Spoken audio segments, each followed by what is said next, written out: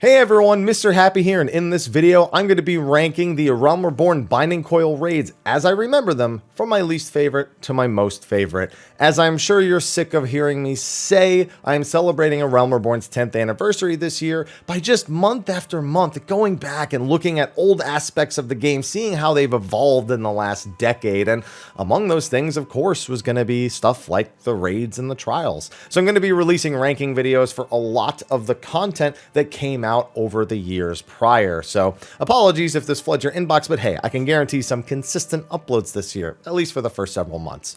But for this video, I'm going to be looking at the binding coils, but not just how they are now, how I remember them, how I experienced them. And I want to see if I really remember as much about them as I think I do. And I think I remember quite a bit. So we should check that out. Now, as a heads up, I'm actually not going to be including the second coil Savage encounters. Savage was a whole different thing back in A Realm Reborn. It was like an experiment to take already difficult raid fights, kind of fix them up and then make them more difficult on top of that. The reason I don't want to include them here is kind of being a masochist. They're going to place higher than pretty much everything else automatically, so it kind of makes the rest of the lists kind of boring. I've already said Turn 8 Savage is like my favorite encounter they've ever done, and while I do have my problems with the other ones, they would probably rank higher than most other things on this list. So I figured let's just keep it to the base A Realm Reborn Binding Coil encounters and leave the Savage stuff out. Maybe do a separate video re-explaining those fights for people who wonder a little bit more about how they worked. Now with that, let's start the list with number 13. And yes, we have to say 13 because the Binding Coils did not just have 4 fights per tier. Well, at least one of them didn't. And with that, number 13 is none other than turn 3 of the first coils. You know, it's kind of cheating even putting it on the list in the first place because it was always going to be at the bottom. It's the most awkward raid fight in the history of Final Fantasy XIV. And the reason being, it's not a boss. It's not even a raid. It's literally just trash that ushers you between turns 2 and 4. It's kind of strange because you just run down, kill mobs, click elevator buttons, and that's it, you're done. It was so lame that because turn 5 was as notorious as it was, it didn't get beaten for months on end. People thought there was some kind of trick. The Final Fantasy XI brains and some of us kicked in on like maybe we have to hop through the rings in turn 3 in a specific order and open all the chests in order to weaken Twin Tanya, like she was Absolute Virtue or something like that. That'll make more sense if you go and watch my Absolute Virtue video, trust me. Either way, it had to end up here. It's not even a fight at all. However, it was fun when all 8 players swapped a tank and we all tried to run through and see who could reach the bottom first. We still had our fun with it. Now, what comes after turn 3?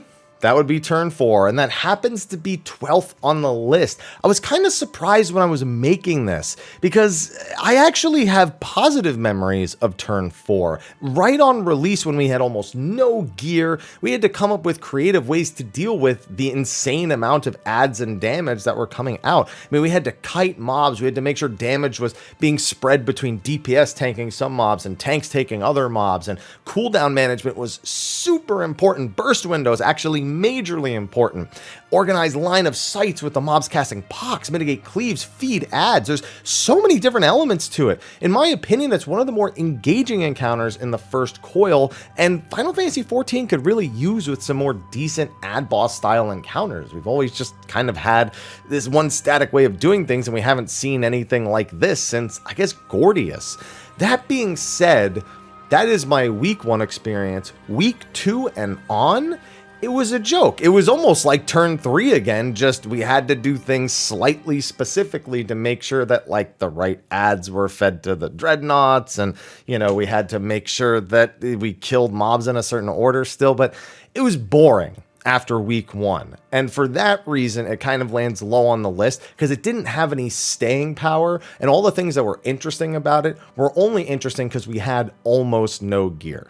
On to number 11. Let's just move on through the first coil still, shall we, with turn 5. Yeah, the final boss of the first coil, Twin Tanya's placement on the list, it might surprise a few players given the boss's notoriety. However, if you know what the boss is notable for, then it kind of starts to make more sense.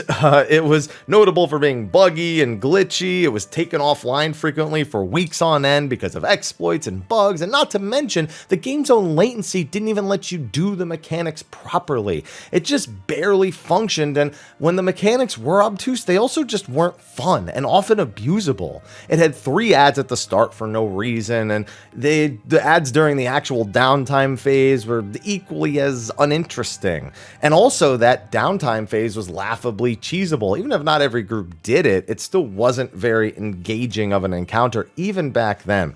Really, the fight gets most of its cool points from the Twister mechanic, which is more PTSD than it is cool, and the Dread Knight ads, which required crowd control and damage while also dealing with other mechanics like Twisters simultaneously. But other than the nostalgia of being around during those first couple of months it was being tackled, the fight was really not pleasant in almost any way. The only reason it's not lower is because turn 3 and turn 4 were that underwhelming from a raid perspective, especially after the first week. On to number 10, and that will be turn 7. That would be the second Coil of Bahamut turn 2. And oh boy, I bet a lot of people are probably surprised if they were around back in the day. Melusine was one of the most notable bosses from across all of the Coil series. It combined controlled ad burst phases with careful kiting and debuff control. We learned who could and could not just turn around to not petrify the whole party pretty quickly. However, the fight was one that often sat on a knife's edge, and in my opinion, not in a fun way. You would get these super specific boss pushes that were mandatory to even properly line up mechanics to clear the fight, and the HP on the boss was so pathetic that you basically had to stop DPSing her so frequently. You just sit there and wait for that perfect timing. Everyone just sit, maybe do a little dance, whatever they wanted to do while they were waiting. Not to mention the most interesting mechanic, the kiting and petrifying of the Renauds to use as towers in order to block the Cursed Shriek mechanic, was rendered moot due to development oversight. You could just spawn 4 of them over the course of the first several minutes, stack them all, and re-petrify them over and over again, and they would stop spawning, instead of killing them and repositioning like you were supposed to do, and like you would eventually do in the Savage encounter. It took the fun parts, removed them, and really turned this in the can you look away at the right time? And that was really all the fight had to offer. I never really found it fun, especially as a DPS, but it was more functional on average than Twintania, so it goes here at number 10. Number 9 is going to be turn 1 of the Binding Coils of Bahamut. We have almost all of the first coil out of the way already, which really goes to speak that their first raid tier wasn't nearly as impressive as the ones that would come after. Honestly though, turn 1 is probably the first one on the list where I don't actually dislike it all that much. It's just kind of lower because the other ones are better. First of all, it was more dungeon-esque, which is something a lot of people really liked and still kind of request to have back. And it wasn't an annoying type of dungeon. Yeah, the trash wasn't too interesting, but it starts with a mini boss that actually has some pretty interesting mechanics, especially when you don't have a lot of gear. In the early weeks, we had to make sure we orchestrated our silences. We had to do the AoE dodges very carefully because of the awkward arena, as well as make sure we were dealing with the ads in an orderly fashion. We didn't want the boss overheating, and we didn't want to have to deal with too many extra mechanics on top of that. Then the ads again weren't too much, but then the boss, Caduceus, honestly pretty interesting. So in phase 1, he teaches you all of his mechanics, you learn what his cleaves are, what attacks he has, and then at about the 67%, 66.6% mark, he splits in 2 and splits his HP bar in 2, and now you're dealing with all the same mechanics, but twice over. And that means you have to split the party. You usually want to split into 2 light parties, and it's basically like you're each dealing with your own raid boss, but you still need to interact with each other. You still need to position so that the healers can get people, and you still want to make sure that you're paying attention to what the other party is doing, so not too many of you are doing the same thing. Not to mention, you had to spawn ads, deliberately kite them slowly, because if you kited them too quickly, they would explode, damage them below certain thresholds, and then feed them to the bosses to weaken them. But that would also heal them, so you had to balance how much damage you were doing to the bosses, how often you were feeding them slimes, if you wanted to skip spawning slimes altogether. There's a lot of these really neat balancing tricks that actually worked better here than I think in even a lot of the other encounters I'm going to list after this. Unlike turn 5, the only reason it's so far down the list is because it's just not as good as the other ones. So Caduceus, you still get credit to this day, man. Maybe one day we'll get an Unreal version. And let's round out the first coils by sticking turn 2 of the binding coil at number 8. I honestly thought about putting this higher up on my ranking because conceptually, it's a really awesome fight. Turn 2 has you progress through another Allegan defense system's, well, defenses, the same mob you fought at the beginning of turn 1. But what happens is instead of it just being one node and it's the same mechanics, you defeat nodes that each have their own mechanic and then their own buff, usually something like a damage resistance or some sort of a damage buff of some kind. And each time you defeat a node, it will remove an ability from the boss at the end. In exchange, that boss gets the buff or whatever that enemy had. So you could kind of choose your own path, choose which ones you wanted to beat, which ones you didn't want to beat, and you had to do that all within the time limit before the enrage actually set off. At the end of that, you fought a large Allegan defense system, and at set percentages, you would absorb the remaining nodes that were alive and execute their skills. With a tight space and the enrage clock starting from the first node being pulled, it was a nice little race through that ended with a fast-paced and pretty powerful final boss. The most notable mechanic from this is Allegan Rot, which you pretty much always had to deal with on the boss because defeating the node that taught it would give the boss a 50% haste, making most of its attacks outright undodgeable, not to mention the sheer volume of tank busters you'd have to deal with. While you could manage Rot with timed passes and just go back and forth the whole phase, you would start by doing timed passes and then eventually stack everyone together that wasn't the main tank, and then just let it pass amongst everybody while you eventually dodged every AoE together. I really enjoyed it, so it was a big shame when we had enough gear to just wait for the enrage cast to begin at the end and then just heal through it and ignore all of that. It's kind of a big reason why it ends up down here. It only gets those points for being conceptually cool. And again, I'm ranking these based on how I remember them. That strategy didn't come out for months and months on end, so I can't knock it too much. But, before that first few months had gone by, it was a lot of fun. So I had good times. All right, first coil's done. So now the list actually gets kind of hard because the second and final coils have a lot of hits as far as I'm concerned. For number 7, I'm going to go with turn 8. This is probably a surprise to people since, like I said at the start of the video, Savage turn 8 is my GOAT. However, the reason for that, the reason it's number 7, is that turn 8 Savage fixes what's wrong with the original one, and that goes a long way. Conceptually, the original fight is cool. I even think the trash leading up to it is cool. It's like a hallway where there's like an ADS node that acts as a hall monitor. If it spots you, it runs up to you, does an AoE, and then spawns a bunch of mobs, and then a new hall monitor will spawn. So if you get caught in a bad position, you can end up with a lot of extra mobs being hit by repeated AoEs, and so you had to figure out like the pathing to get through, and for the most part, we all figured out you could Zerg running to the very end as long as you did it immediately upon zoning in, and then at worst, maybe it caught you near the door, and by then you were already in position to get to the boss. But obviously, I'm not referring to just the trash. The boss itself forces you to manage these electrical coils to time specific effects going off on the raid, all while also keeping players out of mechanics. Allegan Field meant you had to take no damage, so that was something that had to be paid extra special attention to. There were dreadnoughts you needed to spawn, there were tethers that need to be taken and baited, tank busters that were massive with a bleed, the whole 9 yards. Everything in there is really, really well done, and its base form is still really cool and fun. I encourage you to experience it as well as turn 8 Savage without a guide at some point. However, like much of Second Coil, it had faults, and I think that's just kind of the message that Second Coil sent. Like, yeah, look at how much cooler these are than the first coil, but also look at how many things you can either completely ignore or do something very little that really eliminates a lot of the difficulty. It wasn't that much with turn 8, but it did eliminate some of the interactiveness with the fight, especially the stacking of the missiles that would require 2 or 3 people in any individual group. It also had a stupid high health bar compared to like everything else around, which made the fight drag on a little bit too much. You know, it was fun, but then it just kind of goes into repeat mode and it loses some of that luster because of the length. Whereas Savage is actually something you kill in a pretty reasonable time and you're rewarded for killing it a lot faster.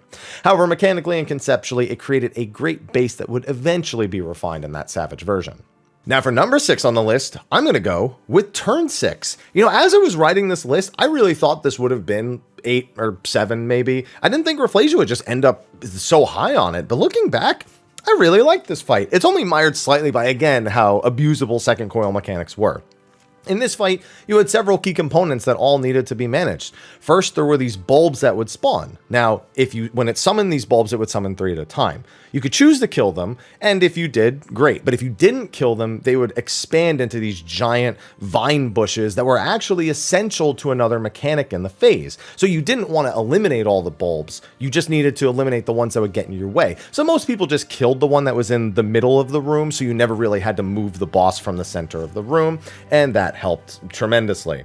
It had vine tethers that you needed to break by running apart, which was something we didn't really have at this point. Sometimes it would just be 2 people tethered together, sometimes it would be 2 people tethered to another person, so you could either have the one person run away and break, or you could have a priority system, or you could just run away when you saw that you were tethered to somebody else. Not doing so would just gradually kill you over time, and that wasn't super great for either of the people who was actually tethered. I know that in my kill video, the tank just doesn't move, and we were already kind of far apart, and I'm just like at the wall, like, please move, move. We barely killed the boss in that clip. It was really, really scary. But then there was the devour mechanic. The boss would aim at a player and try to suck them in and eat them. If it did, it would gain a permanent damage buff, and no matter what, it would also do this AoE. No matter whether it ate someone or not, it would do an AoE, but it would get stronger and stronger every time it ate a player. So you could avoid that by actually standing in the bulbs and those vine bushes, because they gave you a slowing effect that stopped you from actually being pulled into the boss's mouth. So that's why you had to leave them up.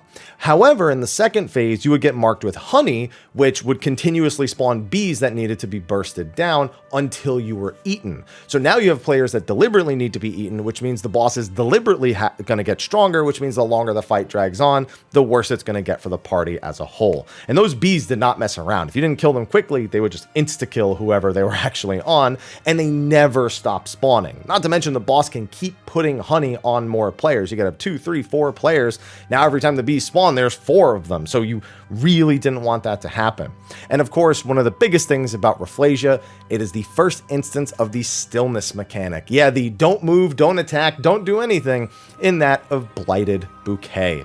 It being the first time a mechanic like that showed up, everyone had these crazy theories about how it was meant to be countered, until people figured out it was, hey, just do nothing. And what would you know? That's the hardest mechanic that anyone's ever been given in this game, right along with spread and stack or in and out. Honestly, the only thing that's kind of underwhelming, the Devour mechanic, you could actually cheese it by kind of stepping through the boss right as Devour finishes casting, and then you didn't have to like go stand in the bulbs or anything. You could stand right in front of the boss, and everyone else just needed to be behind the boss and you'd be okay. Mistime it though, and the whole party was getting eaten. So we saw that in the Party Finder quite frequently. Also, during the final phase, Leaf Storm, you're supposed to do this very methodical dance where 3 slimes spawn and they all need to be spread out a little bit. And then these 3 slugs spawn and they're going to go eat the slimes one at a time. And if they don't eat the slimes, then the slimes will cause an enrage on the group. But what we ended up doing, even week 1, we'd feed 1 slug all 3 slimes, burst it down with the limit break, ignore the other 2 slugs, and then just kill the boss before it killed us. Another slug would come out and usually eat a second set of slimes, and that was kind of our enrage. But the fact that we could do that from week 1 meant that, yeah, the DPS checks were basically non-existent, so you skip the entirety of the last phase. It's what led to Leaf Storm starting at like 60% in the Savage encounter, so you couldn't skip it, but it is what it is. You know, it was still a great fight, even with its downsides. I love this fight with all of its tight little managements and checks and the phases forced on you. So that's how it ended up as number 6. Number 5 is turn 11.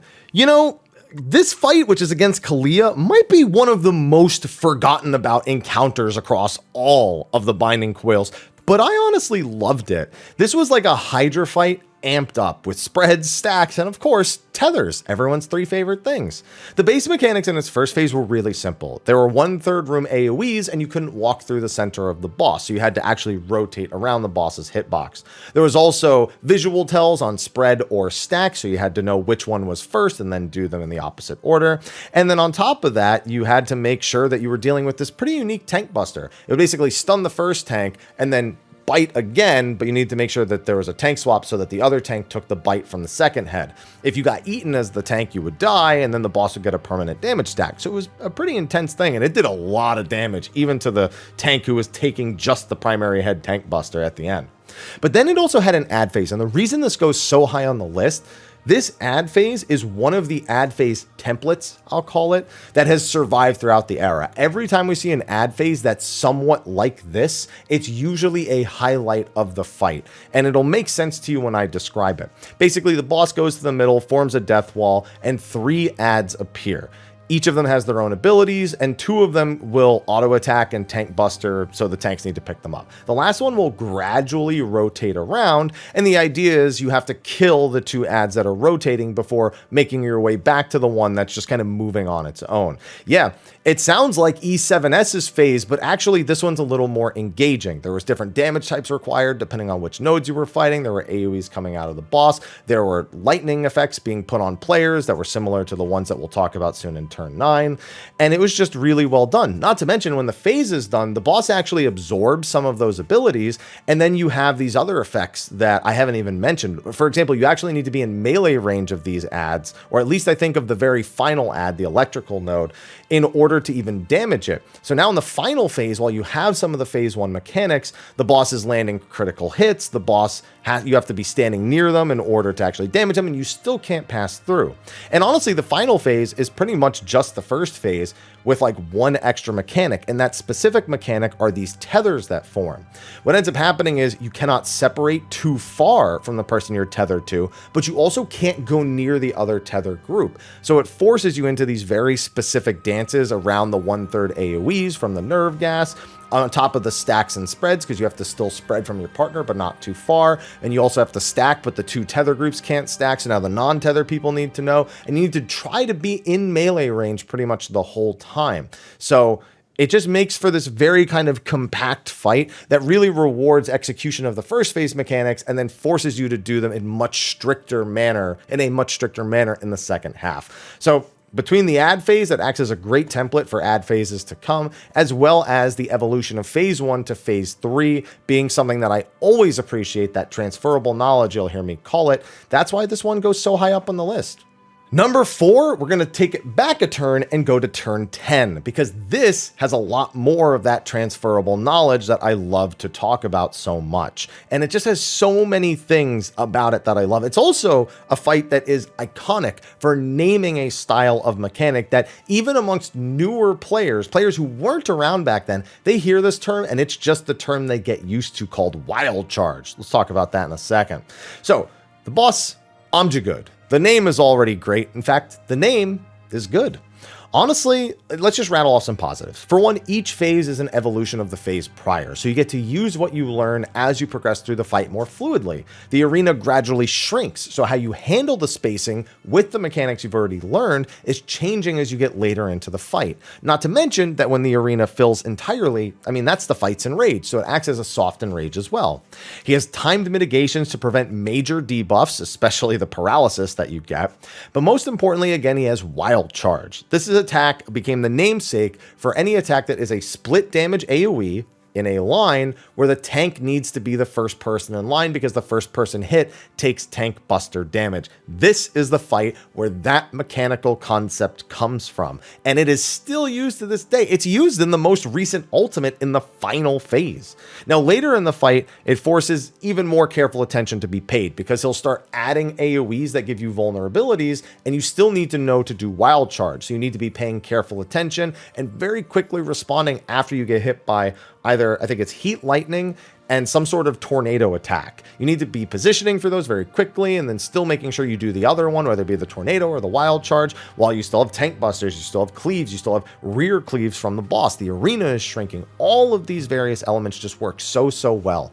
Not to mention the ad phase is essentially 2 mini Amjaguds, each with their own mechanics that copy the bosses, so you end up having to deal with double the mitigations, double the tank busters, double the cleaves coming out of the rear, all of those things. And it's also a DPS race. After you kill the ads, you actually have to do enough damage to the boss to stop this like gradually charging attack. And it's just, it flows really well. This fight would absolutely still stand up today without really much trouble at all. It doesn't have weird phase pushes. It doesn't have any sort of neat tricks or things like you saw with the second coil. It's just execution, healing, mitigation, and fun. It was a really demanding first fight, but it's just such a strong first encounter for a raid tier without having anything overbearing. So it definitely deserves its number 4 spot. Now, there's some pretty big ones left in our top 3, and number 3 is going to be the biggest hitter of all, in that of turn 13. He may be the final boss of the raid tier, but he's not the final boss on this list. Bahamut probably lands at the number 3 spot deservingly. The entire fight is about overwhelming power, and boy, did they show that in spades back in the day. Every attack is a careful balance of positioning, mitigation, quick response times to ensure everyone participates in something, whether it's spreading for the first Mega Flare, then knowing to stack, and then making sure somebody gets a tower, and then later on having the Twister Tethers and the Earth Shakers, and there's just so many individual elements that happen phase by phase by phase, not to mention the tank damage. Flatten the breaths, that stuff hurts. He's got a ton of strong adds both in and out of downtime phases, deals massive tank and party damage, and forces players to just quickly react or they'll go flying into a wall.